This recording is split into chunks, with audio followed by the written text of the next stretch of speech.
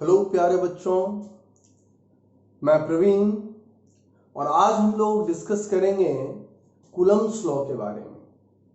Coulomb ने experimentally दो point charges, in fact दो स्टेशनरी पॉइंट चार्जेस के बीच में फोर्स फाइंड आउट किया, इलेक्ट्रिक फोर्स। उसका नाम क्या दिया गया? इलेक्ट्रोस्टैटिक फोर्स या कूलम्ब फोर्स। हम लोग आज उस कूलम्ब फोर्स के बारे में डिस्कस करने जा रहे हैं। दो पॉइंट चार्ज ले ले, एक Q1 है और एक Q2 है। डिस्ट्रीब्यूशन ऑफ चार्जेस में हम लोगों ने पॉइंट चार्ज के बारे में डिस्कस किया था, तो उस लेक्चर में जाकर के तुम देख सकते हो। और ये दोनों स्टेशनरी पॉइंट चार्जेस के बीच का जो सेपरेशन है वह सेपरेशन है R। तो जो इलेक्ट्रोस्टैटिक फोर्स होगा,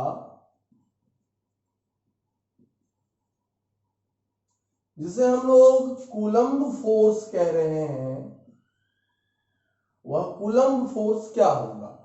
उन्होंने ऑब्जर्व किया, पहली बात तो ये कि ये जो फोर्स होगा, यह फोर्स पार्टिकल 1 पर पार्टिकल 2 के कारण या पार्टिकल 2 पर पार्टिकल 1 के कारण, उसे हम सिंपली F कह रहे हैं। तो ये फोर्स होगा proportional to product of the magnitude of the charges, दोनों चार्ज के मैग्नीट्यूड के प्रोडक्ट के, यानी Q1 इंटू Q2 के।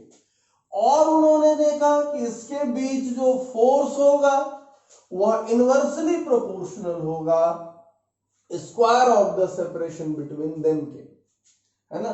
जो भी सेपरेशन है उसके स्क्वायर के इनवर्सली प्रोपोर्शनल। यानी अगर हम चार्जेस को इंक्रीज करते हैं तो फोर्स ऑफ इंटरेक्शन इंक्रीज करता है ना। अगर हम लोग सेपरेशन को इंक्रीज करते हैं तो फोर्स डिक्रीज करेगा। और तीसरी बात जो उन्होंने बताई वो था कि फोर्स का डायरेक्शन क्या होगा, है ना। तो डायरेक्शन ऑफ फोर्स के बारे में उन्होंने बताया कि ये हमेशा लगेगा along the line joining the charges. Charges को जोड़ने वाले लाइन के अलोंग, ध्यान देना, इसी लाइन के अलोंग लगेगा। ऐसे फोर्सेज सेंट्रल फोर्स होते हैं, है ना। कैसा फोर्स है ये? Central nature force. और लाइक चार्जेस के केस में यहां पर रिपल्सन हो जाएगा, और अनलाइक चार्जेस के केस में अट्रैक्शन हो जाएगा। रिपल्सन होने का क्या मतलब हुआ कि जब यहां पर ये चार्जेस हैं और ये अनलाइक चार्जेस हैं, ये Q1 और Q2 है, सॉरी लाइक चार्जेस हैं, यानी ये भी पॉजिटिव और ये भी पॉजिटिव, या ये निगेटिव तो ये भी निगेटिव, ऐसे स्थिति में फोर्स अवे लगेगा। यानी ये चार्ज इस चार्ज को रिपेल करेगा, यानी खुद से दूर ले जाएगा। सो फोर्स इस चार्ज से अवे की तरफ लगेगा। और इस Q2 पर जो फोर्स लगेगा वह Q1 के कारण अवे है, Q2 पर और Q1 पर जो लगेगा वह Q2 के कारण अवे है, तो Q2 से अवे हो जाएगा। और अनलाइक में क्या हो जाएगी स्थिति? ये Q1 ये Q2, ये पॉजिटिव तो ये निगेटिव, ये निगेटिव तो ये पॉजिटिव, ये इधर लगेगा ये इधर लगेगा। अट्रैक्टिव फोर्स यानी इनवर्ड फोर्स हो गया, रिपल्सिव फोर्स आउटवर्ड फोर्स हो गया। Q1 Q2 को अट्रैक्ट कर रहा है, अपनी तरफ खींच रहा है, इसलिए टुवर्ड्स द Q1 लगा Q2 पे फोर्स। और Q1 पर जो फोर्स लगेगा वह टुवर्ड्स द Q2 लगेगा, है ना। तो ये अट्रैक्टिव फोर्स है, बट लगेगा चार्जेस को जोड़ने वाले लाइन के अलोंग ही। अगर हम लोग इस ऑब्जर्वेशन को एक साथ देखें तो हमें क्या देखने को मिलेगा कि जो फोर्स ऑफ इंटरेक्शन है वह फोर्स ऑफ इंटरेक्शन प्रोपोर्शनल है Q1 Q2 के प्रोडक्ट के। और इनवर्सली प्रोपोर्शनल है square of the separation between them के, है ना। तो इस फोर्स के प्रोपोर्शनलिटी को अगर हम रिमूव करें तो एक कांस्टेंट डालेंगे और ये हो जाएगा Q1 Q2 का proportional divided by R square. तो फोर्स का एक जनरल फॉर्म आया स्केलर फॉर्म में, sum constant into Q1 Q2 by R square. Force चूंकि inversely proportional to R square है, इसलिए ऐसे फोर्सेस को हम लोग कहते हैं इनवर्स स्क्वायर लॉ।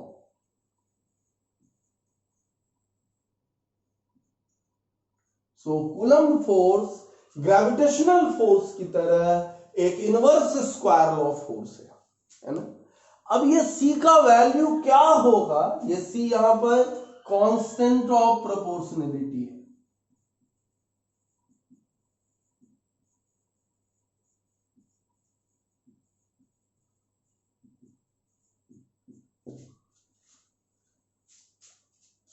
यहां पर Q1 पर फोर्स जो हमने दिखाया है Q2 के कारण, उसको मैंने लिखा F12, force on particle 1 due to 2, और Q2 पर जो फोर्स दिखाया उसको लिखा F21, force on particle 2 due to 1। इसी तरह यहां पर ये F12 और ये F21, और it has been observed that force on 1 due to 2 is equal and opposite to the force on 2 due to 1। ये दोनों एक दूसरे पर हमेशा इक्वल एंड अपोजिट होते हैं, सो ये न्यूटन्स थर्ड लॉ को ओबे करता है। अब हम लोग इस C का वैल्यू ऑब्टेन करेंगे।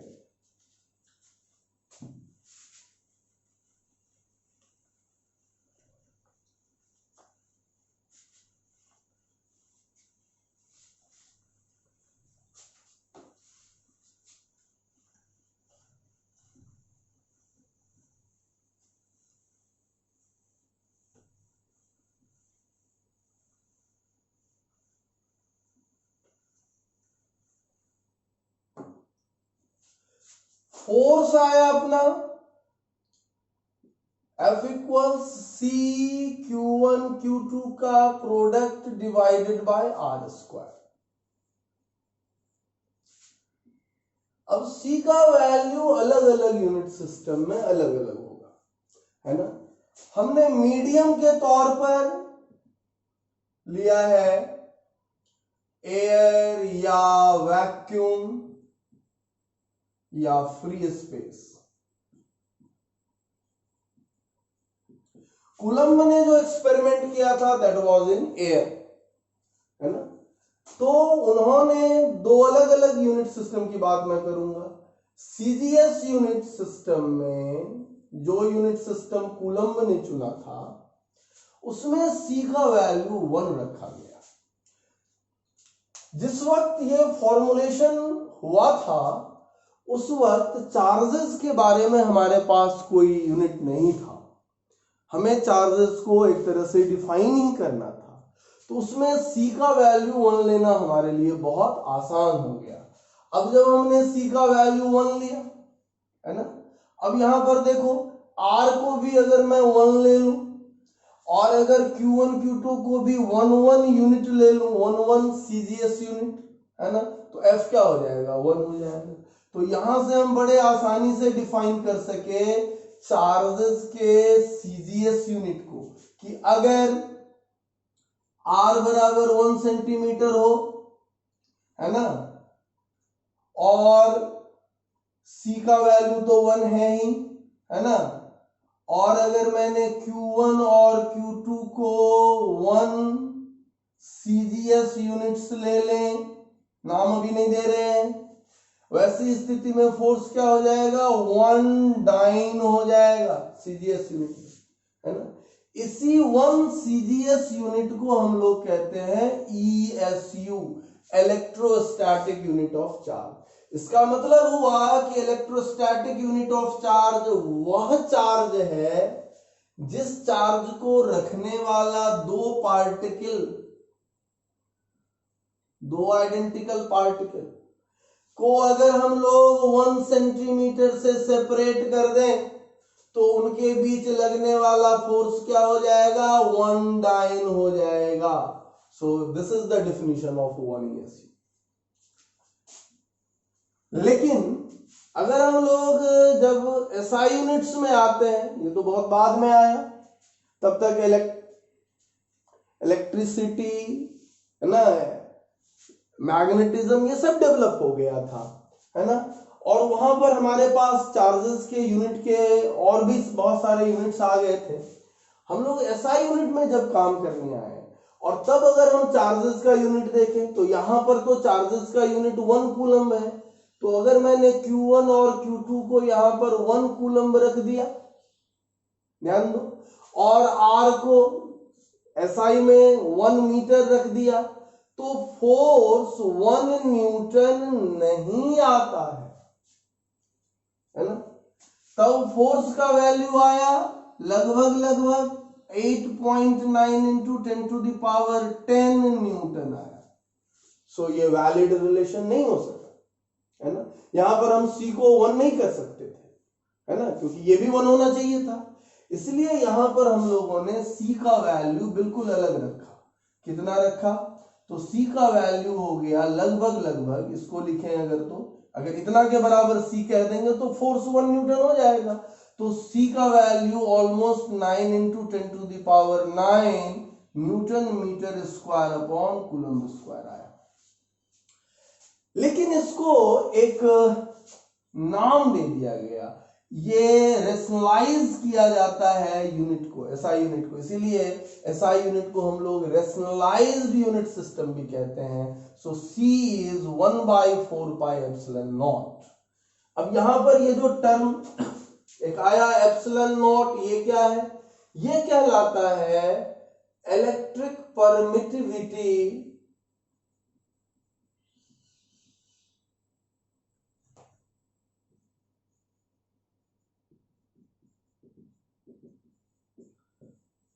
एयर, फ्री स्पेस और वैक्यूम। इसका value almost 8.85 into 10⁻⁻12 coulomb square by newton metre square होता है।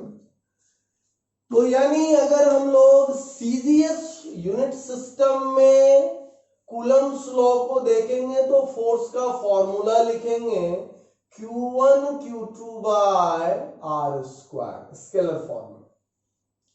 और अगर हम लोग SI यूनिट में अगर न्यूटन्स लॉ को लिखेंगे तो हम लोग लिखेंगे F equals 1/4πε0 Q1 Q2 by R square. This is. लेकिन कई बार हम लोग देखते हैं कि ये जो कूलम्स लॉ लिखा होता है किसी मीडियम के लिए, वो बिल्कुल अलग फॉर्म में लिखा रहता है, तो उसे हमें समझने की जरूरत है।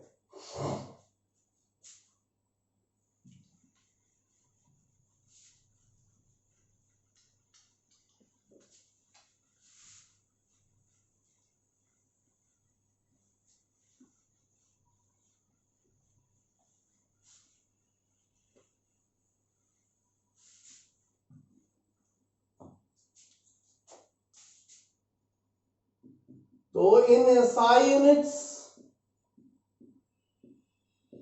इन अ मीडियम फोर्स लिखा जाता है 1/4πε Q1 Q2 by R square.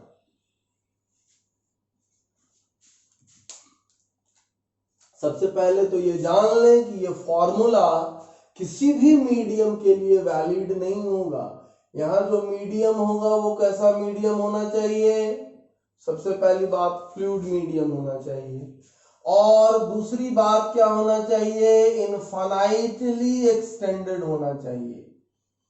Infinitely extended का क्या मतलब हो गया कि चार्जेस मान लो यहां पर है, तो इस मीडियम का जो बाउंड्री होगा वह बाउंड्री इन चार्जेस से काफी दूर होगा, है ना। सपोज करो किसी कमरे के अंदर सेंटर के इर्द गिर्द हमने 2 पॉइंट चार्जेस को रखा, तो कमरे का जो बाउंड्री है वो क्या हो गया, मीडियम का बाउंड्री, है ना। तो इनफाइनाइटली एक्सटेंडेड होना चाहिए, तभी ये फॉर्मूला वैलिड है, अदरवाइज ये फॉर्मूला वैलिड नहीं है। यहां पर जो ये हमारा एप्सिलन है, यह भी परमिटिविटी ही है, यह भी इलेक्ट्रिक परमिटिविटी है ना। लेकिन किसका इलेक्ट्रिक परमिटिविटी है ना, तो मीडियम का, एयर का नहीं, है ना। और उस मीडियम का electric permittivity divided by air का जो इलेक्ट्रिक परमिटिविटी, मतलब उस मीडियम का परमिटिविटी एयर के रिस्पेक्ट में कितना टाइम्स है, इसको मेजर करते हैं एक टर्म से, क्या नाम देते हैं, रिलेटिव परमिटिविटी,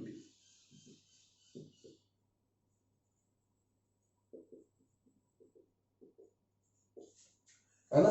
और इसी को हम लोग K से डिनोट करते हैं, डाइलेक्ट्रिक कांस्टेंट, है ना। डाइलेक्ट्रिक इंसुलेटर नॉन कंडक्टर को कहते हैं, तो डाइलेक्ट्रिक कांस्टेंट।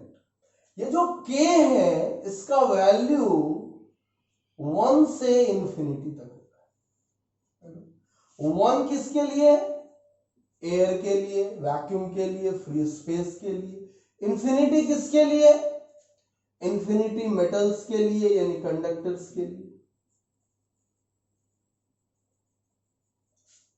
है ना।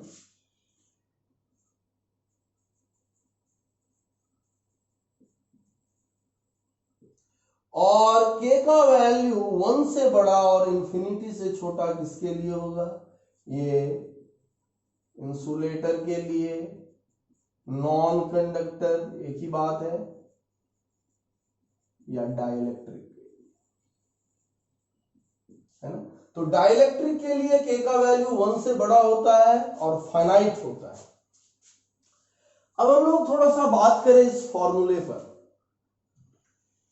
ये जो फॉर्मूला है, ये फॉर्मूला उन दो चार्जेस के बीच लगने वाले फोर्स का नहीं है, जैसा कि कई बार लिख दिया जाता है।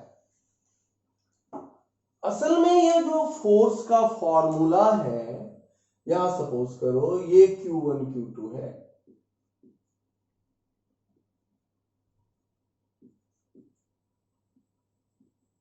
और ये किसी मीडियम में है,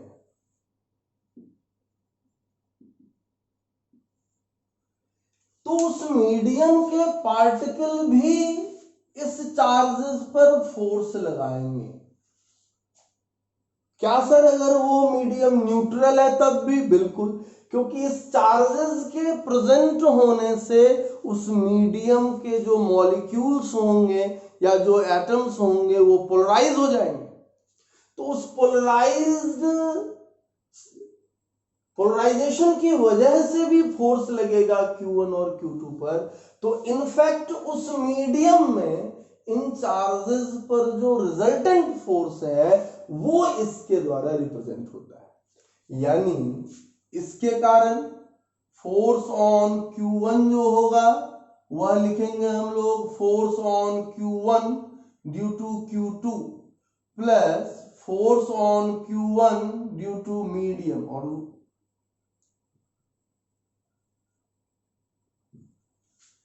Q1 पर जो फोर्स होगा वह Q2 के कारण भी लगेगा और इस मीडियम के पार्टिकल्स के कारण भी लगेगा, क्योंकि मीडियम में क्या हो जाएगा, पोलराइजेशन हो जाएगा।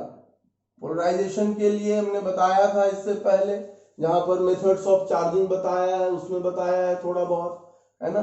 तो वहां जाकर के तुम देख सकते हो क्या है पोलराइजेशन। और इसका जो रिजल्टेंट है वो ये है ना, यानी इसका हम लोग जो मैग्नीट्यूड निकाल रहे हैं ये, या फोर्स ऑन Q2 जो होगा वह क्या होगा, force on Q2 due to Q1 plus force on Q2 due to medium. इस दोनों फोर्स को ऐड करेंगे और यही दोनों फोर्स इक्वली होगा, है ना। Force on Q1 force on Q2, इसी को F कह रहे हैं, and it is 1/4 pi epsilon naught Q1 Q2 by epsilon Q1 Q2 by R square. लेकिन force on Q1 due to Q2 अभी भी होगा 1/4πε0 Q1 Q2 by R square. ध्यान देना, यह फोर्स ऑन Q1 दोनों के कारण, इस Q2 के कारण भी और इस मीडियम के कारण भी, अगर दोनों का इफेक्ट ऐड कर दे तो ये रिजल्ट है ना। लेकिन अगर Q1 पर फोर्स Q2 की वजह से पूछेगा तो वो अभी भी 1/4πε0 Q1 Q2 by R square होगा, जैसा एयर या वैक्यूम में होता था वैसा ही होगा। सो मीडियम का इफेक्ट जब हम ऐड कर देते हैं तब ये फॉर्मूला आता है ना। लेकिन उस फॉर्मूले में भी कंडीशन है, फ्लूइड मीडियम और इनफाइनाइटली एक्सटेंडेड होना चाहिए, अदरवाइज नहीं लगेगा। अब सवाल ये है कि हमने इसमें सॉलिड मीडियम को क्यों हटा दिया। तो सॉलिड अगर मीडियम होगा तो उसमें और भी फोर्सेस इन्वॉल्व हो जाएंगे, क्योंकि वहां पर स्ट्रेस वगैरह भी डेवलप कर जाता है, तो उसके भी फोर्सेस आ जाएंगे, तो मॉडिफिकेशंस और हो जाएगा और काफी कॉम्प्लिकेशंस आ जाएगा। सो हमें ये सब नहीं करना है, हमारे लिए तो यही फोर्स है, इसी से हम लोग आगे बढ़ेंगे। अब इसमें मैं दो चीजें और ऐड कर देता हूं।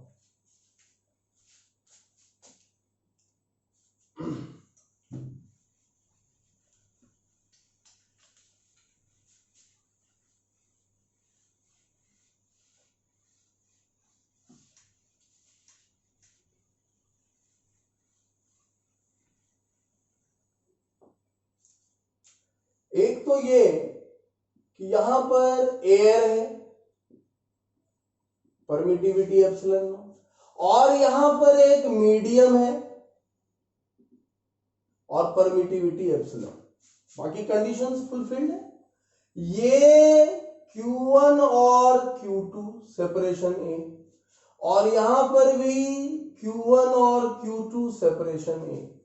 इसके जो मीडियम के बाउंड्रीज हैं वो इनफाइनाइटली एक्सटेंडेड है और मीडियम फ्लूइड है, ताकि हम वो फॉर्मूला लगा सके। तो यहां पर जो Q1 और Q2 के बीच में नेट फोर्स है एयर में, वह क्या है, क्योंकि एयर में वो काम नहीं हो रहा है, डाइल्यूटेड मीडियम है, तो मीडियम का इफेक्ट इनफैक्ट नहीं है। तो ये हो गया 1/4πε0 Q1 Q2 by A square. और मीडियम में जो फोर्स लगा, नेट फोर्स Q1 या Q2 पर, है ना, इस Q2 के कारण या फिर इस मीडियम के पार्टिकल के कारण, वो कितना हो गया 1/4πε Q1 Q2 by A square. और अगर मैं यहां पर रेशियो ले लूं, force in medium by force in air, तो क्या होगा, तो यहां पर Q1 Q2 by A square और Q1 Q2 by A square दोनों में cancel, 4π cancel, you will get here epsilon naught by epsilon, so it is 1/ε naught, यानी 1 बाय रिलेटिव परमिटिविटी या 1/k। सो force on medium, it is force in air, force in medium equals force in air by relative permittivity और force in air by dielectric constant. चूंकि हम जानते हैं कि किसी मटेरियल मीडियम का डाइलेक्ट्रिक कांस्टेंट 1 से ज्यादा होता है, तो फोर्स इन मीडियम क्या हो जाएगा, रिड्यूस कर जाएगा फोर्स इन एयर।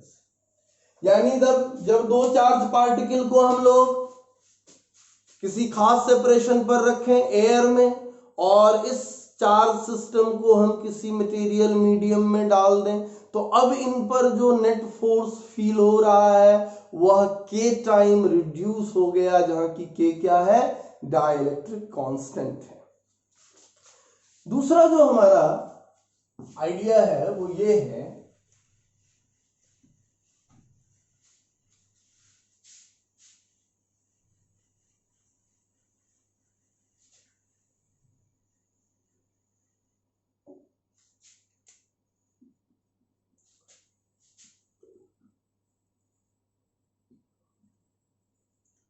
मीडियम में परमिटिविटी एप्सिलॉन है और यहां हम इसको एयर में रखना चाहते हैं, परमिटिविटी एप्सिलॉन नॉट है। मीडियम में चार्जेस जो है वो ए सेपरेशन पर है, कहता है एयर में हम उसे कितने सेपरेशन पर रखें, आर कितना हो ताकि फोर्स इन एयर और फोर्स इन मीडियम सेम हो जाए, है ना। उस आर को हम लोग एक नाम देते हैं, इसको कहते हैं हम लोग इक्विवेलेंट एयर डिस्टेंस, ये इसका इक्विवेलेंट एयर डिस्टेंस होगा। तो कैसे निकालेंगे यहां पर, तो फोर्स इन मीडियम कितना आएगा, ये हो जाएगा 1/4 pi epsilon Q1 Q2 by A square. Medium में सेपरेशन है और मीडियम की परमिटिविटी एप्सिलॉन है, और फोर्स इन एयर क्या हो जाएगा 1/4 pi epsilon naught Q1 Q2 by R square. और अकॉर्डिंग टू प्रॉब्लम ये दोनों इक्वल है, तो दोनों को अगर हम इक्वेट कर दें कि force in medium and force in air equal है, तो यहां पर भी कॉमन टर्म कैंसिल हो जाएंगे। ध्यान देना यहां पर Q1 Q2 कैंसिल हो जाएगा, 4 पाई कैंसिल हो जाएगा, सो you will gate epsilon A square बराबर एप्सिलॉन नॉट आर स्क्वायर। और यहां से हम लोग आर निकालेंगे तो ये हो जाएगा epsilon by epsilon naught a square का स्क्वायर रूट। ये हो गया रिलेटिव परमिटिविटी और dielectric constant, so you will get a root K. ध्यान देना यहां पर क्या आ गया, आर आ गया ए रूट के स्क्वायर रूट। ये हो गया इक्विवेलेंट एयर डिस्टेंस।